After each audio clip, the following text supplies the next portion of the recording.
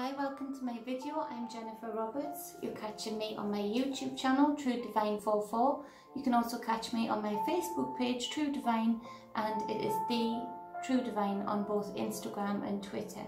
Any likes, shares, subscribes, comments in particular are greatly appreciated, and much love to everybody who does that thus far. And for those that listen in and don't comment, I really appreciate you too. I'm getting to know more about a lot of you that do that, and I really appreciate the support and the messages that I get privately regarding that. So thank you so much.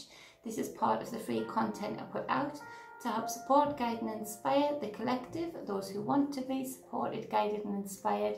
Because it is a general reading, only take what resonates with you here. Leave the rest behind. Don't bend a reading to your will. It's not good. You don't get out of it what you need to get out of it, and you can attract things into your life that weren't meant for you in the first place. So this is for the 3rd of July 2020. No, yep, July, it is July.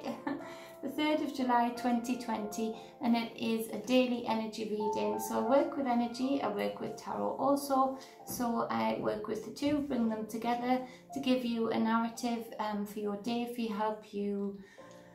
to help you transmute the energies that you might feel or that you might come across, or the energies that you might need to reflect upon at the end of the day and make sense of it more by having this kind of reading to look back at.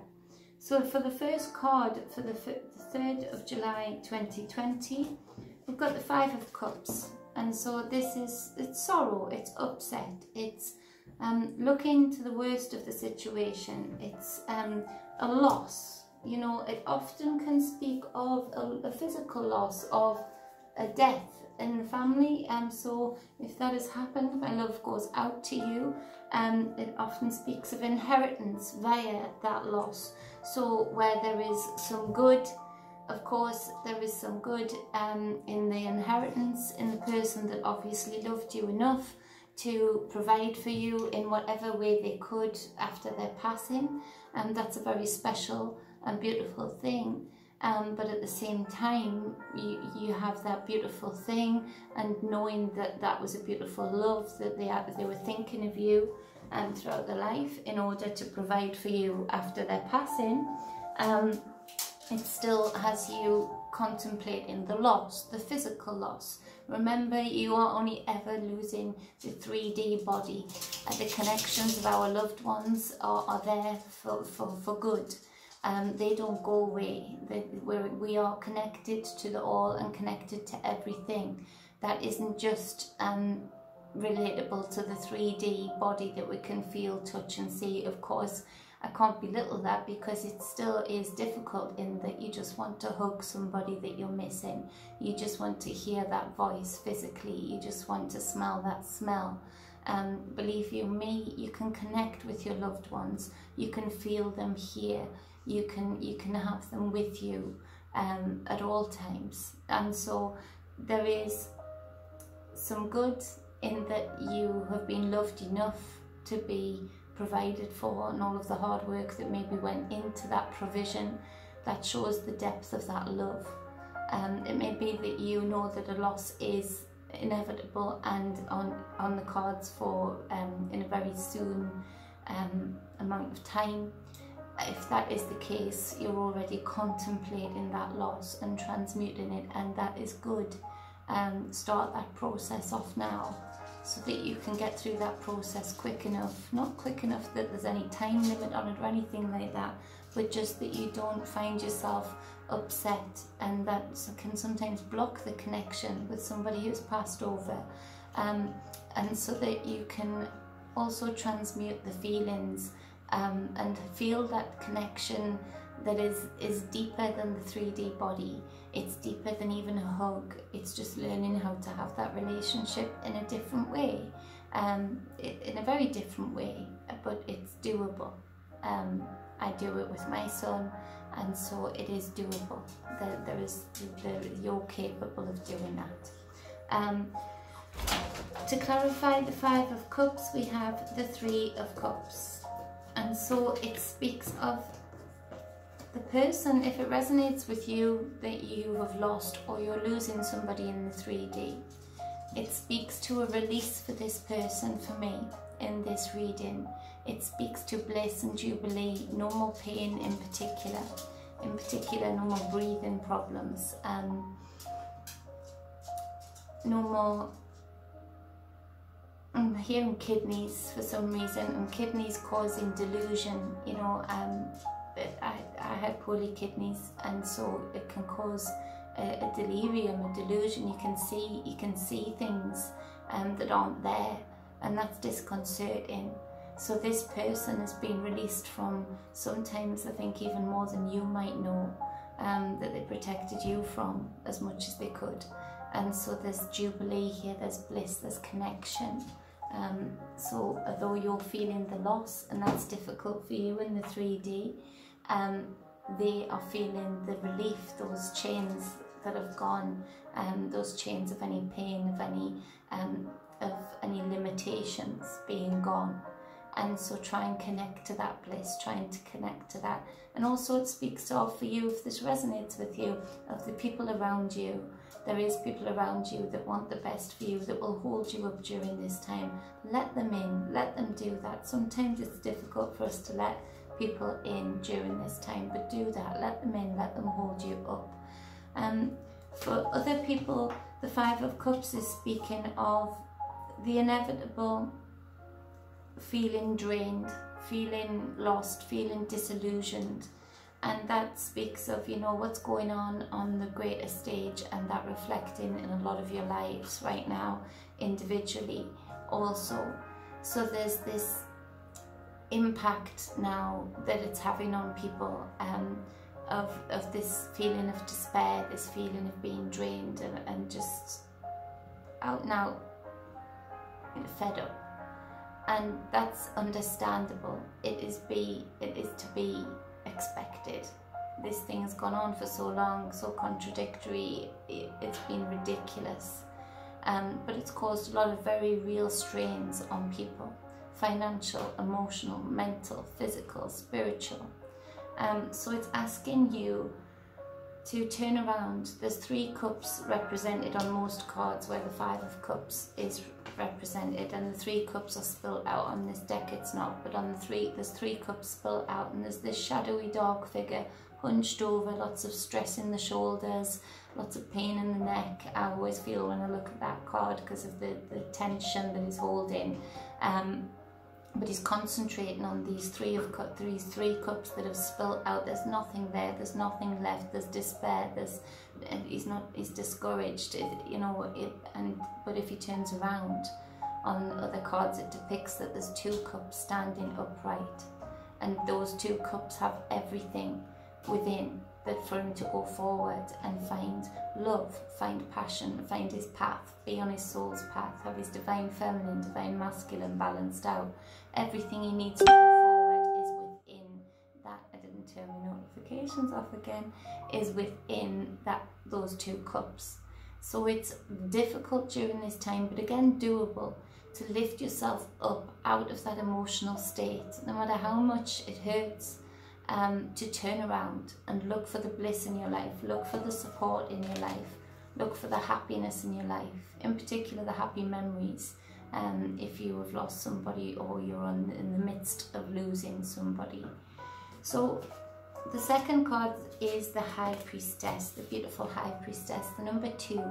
So she speaks of spiritual knowings, intuition, femininity, beauty. She's the assimilation and imagination of the combination of the spiritual world and the physical world. So she comes before the Empress, who brings the abundance into the physical world. This speaks of hidden secrets, secrets that might be known. It might be, if it resonates with you, that you have lost somebody, that some secrets come out about them, and I feel they're going to be inspiring. I feel they're going to be something that are going to lift you up, and be a bit shocked that the person either did that, achieved that, was that, believed that. Something is there for one of you or 2 of you or many of you that is going to inspire you. some kind of secret thing that somebody was capable of doing, or that they did in a lifetime, that gives you the courage and inspiration to go forward. Now, to clarify this one, and I don't know, I just felt led to do clarifications today. So that it's the King of Pentacles. Now, this makes a lot of sense, because this is the spirituality. Now, what is happening here is this card often represents, this High Priestess card represents the inner realms. You know, the spiritual realm is within us. It's within our chakra system. It's within our energetic field. And so it's to talk about changes that are happening on the inner plane. Now, if you're taking the invitation of this card, like I've been preaching for so long, is that it's all about the inner work.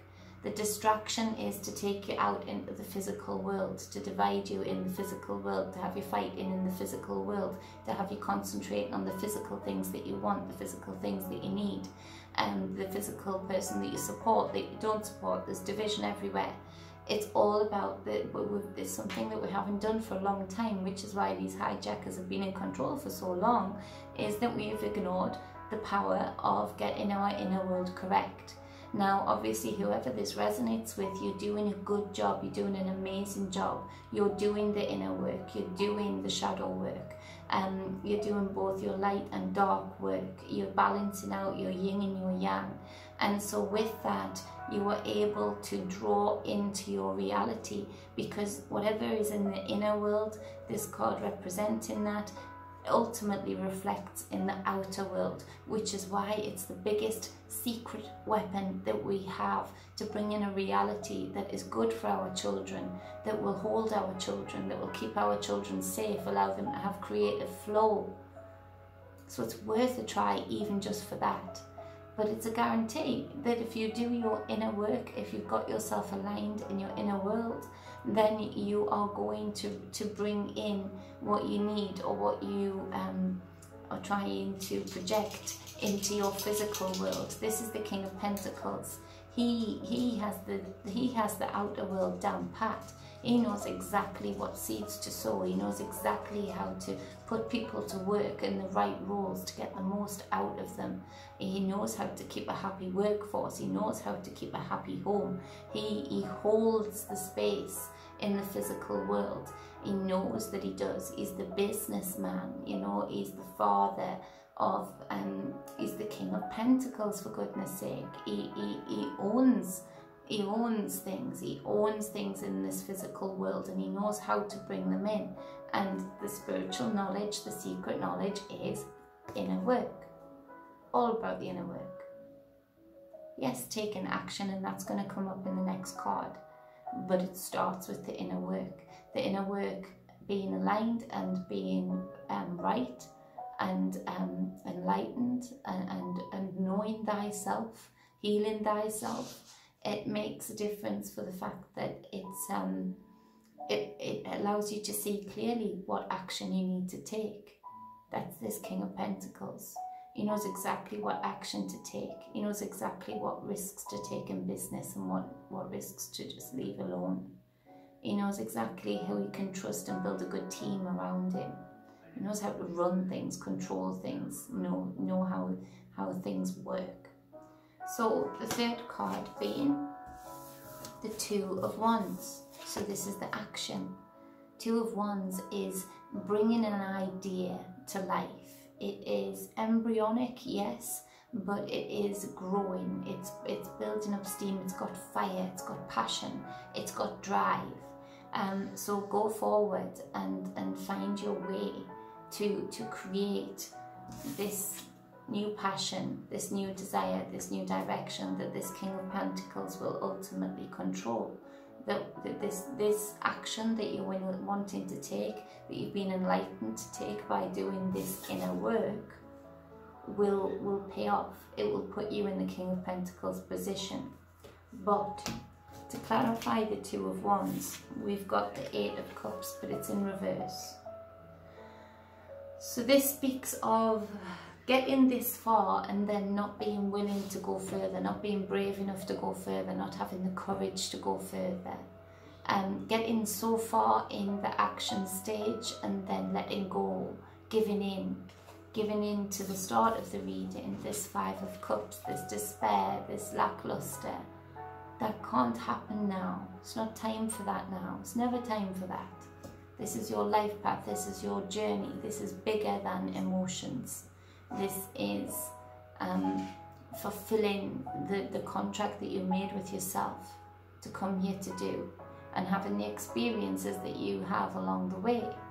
And instead of them holding you back, instead of them, there's some people I'm speaking to get to this stage where they have great ideas, where they get super fired up, but then something comes along and knocks them slightly, and instead of pushing back, instead of continuing to go forward to get to the Three of Wands, where the plan is taking action and it's getting on a roll, they leave it behind. They just drop it. It's as if they're afraid of success, afraid of what success will look like, what it'll feel like. Are you capable of it? Are you afraid of failure from a great height? Have you just gotten comfortable in the planning stage rather than the doing stage? This also speaks of relationship breakdowns. Now, this might seem like a bad thing, but another thing that I've been going on and on about is get with the right people around you. Even if that means breaking up from a relationship and being on your own, but building up the right friendship group around you, the right family members around you. It's much, much better than living a lie. It's much, much better than being in a situation that doesn't align with you anymore, that doesn't resonate with you anymore, because that is going to feed into the collective consciousness that you consent to lies, you consent to being okay with lackluster, with, you know, things that don't fire you up. And so this might seem sad, but see it as a liberation. See it as a liberation for both sides, that you can both go forward. Because if one's living a lie, then both are in a relationship. So that you can both go forward and find your real path, find the people who really want to be around you and that you resonate with. That will get you to the Three of Wands alone, if you've got people around you that uplift you. It also speaks of very much so in relationship and on a greater stage, and on a greater meaning of, it speaks of this letting go of things that you might regret letting go of, not having the bravery to go forward with them, whether that be business, relationship, things for yourself. Having all of a sudden getting that fear kicking in and not being able to go forward any further because you've got yourself blocked at that stage of oh, this is getting too hot, this is looking too good, I'm attracting attention, I don't want that, I don't want to fail in front of everybody. Everybody fails, we all fail, but fail, I feel, is being given a stronger meaning than it should be given, in that it's like a dirty word, it's like a dirty part of the experience, when how can it be? When it builds up the experience, it builds up the layers, the tapestry of the experience. It helps you to go forward in a way that you can be more proactive and more knowing in other experiences, that it'll serve you well in the future if you use every kind of failure in a good way, turn it around on its head. And if you're looking at business, I can guarantee you, I've read up on many exceptional business people, and all of them have failed many times. And they don't, the difference is with them, they don't see it as failure. They're not embarrassed about it, they don't get upset. Well, yes, they'll get upset about it because it's easier when things work. But you know, they don't sort of sit on that, they don't feed off that energy, they just think, okay, so that didn't work, so now I know to go in a different direction than the direction I went in before. It's like they use it as a feeler to feel out, you know, that, all right, well, that didn't wash, that didn't stick, let's try something else. I know people aren't ready for that now. I'll wait on that one, I'll hold back on that one, and bam, I'll go with this one. And so it's a different way of thinking, and we've got to get that different way of thinking to progress, to move forward. On the bottom of the deck is the Moon card. It does still speak to this deception that's going on, this betrayal within relationships, within families, within friendships. It's all over the place, because as above, so below, and the betrayal from above is immense, and there's going to be a tough few months ahead for the things that we are going to find out, the things that are going to be brought, because underneath that is the sun. And so the things that are going to be brought out from the moonlight into the sunlight, and the actions that are going to be taken on all sides, on all parts of the spectrum of the collective, there's going to be showdowns. So we need to do this inner work. We need to do this inner work to get our physical reality in a safe place, in a secure place with this King of Pentacles. Because the show's started, folks. The next few months is going to be intense. Very intense. It's going to shake people up. It's going to reveal things that people maybe don't want to or aren't capable of, especially if they haven't done their inner work of even understanding, let alone processing. The way that this construct, the system, the people behind it, the way that things have been set up, it's going to get very intense. There's a lot of things being brought from the moonlight, from deception, from betrayal, into the sunlight, into enlightenment. And yes, it might feel awful. Yes, it might be difficult, but it's necessary for our children to grow up in a safer environment, for other people's children who've gone missing year after year after year, and authorities not doing anything. This is necessary. So let that hold you. Let that give you steam. Let that give you power to know that you just continue doing the inner work to express your greater reality. We've got to let this roll out. Got to let this roll out. Nothing we can do. This is right from the planets right down into our chakra system. Things are getting shaken up. Things are getting changed. There's enlightenment happening, and it might be difficult to face, but it is very, very necessary. And we have absolutely, absolutely got the power within.